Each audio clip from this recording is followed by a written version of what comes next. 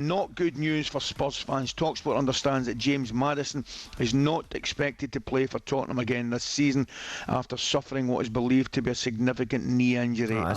I'm gutted for him. Yeah, Absolute nightmare. That is a real blow for him. Isn't it just? Yeah. Sources fear the midfielder could be sidelined for a prolonged period if he requires surgery, with scan results expected in the next 24 hours. Here is Ange Postecoglou with an update on Maddison and indeed Dominic Solanke. The main ones, I guess, Dom. We're pretty hopeful with Dom that he'll be okay. He's improving every day, but it made no sense to sort of bring him along today.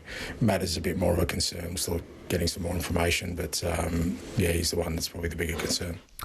No, Ali, terrible. No, it's a great shame for James Maddison if he's to miss out on potentially a Europa League final. And like when you particularly in knees, when you go over, and loads of people listening will have experienced this, you go over on your knee, you immediately kind of know, Ali, straight away, don't you, whether or not you think, hang about, I've done something's not right here. Obviously you get the pain, but also you just know that that something doesn't quite feel right, it doesn't feel stable. And then of course when you're going for a scan and you're waiting for those results, there's nothing worse when they come back with the bad news, is there? It's a nightmare, but the thing is, I think you make a good point. It's one of these ones, as soon as you get down, you just feel something's not right, mate. You know what I mean? Yeah, you do. I ran into Clarence Seedorf, right?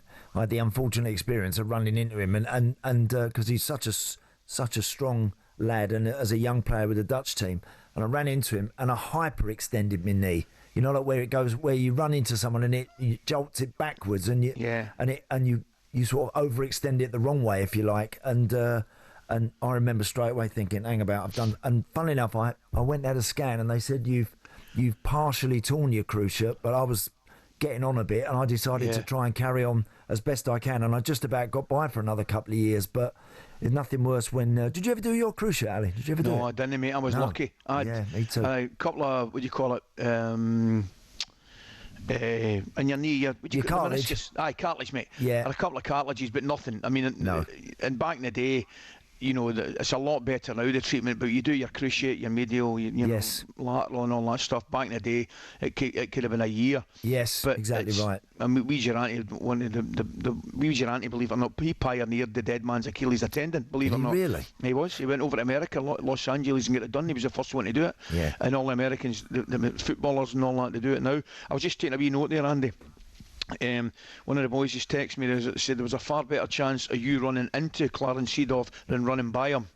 So you're not wrong. You're not wrong. talkSPORT Breakfast, waking you up Monday to Friday morning from 6 a.m. on AM, on DAB, via the talkSPORT app and on your smart speaker. talkSPORT.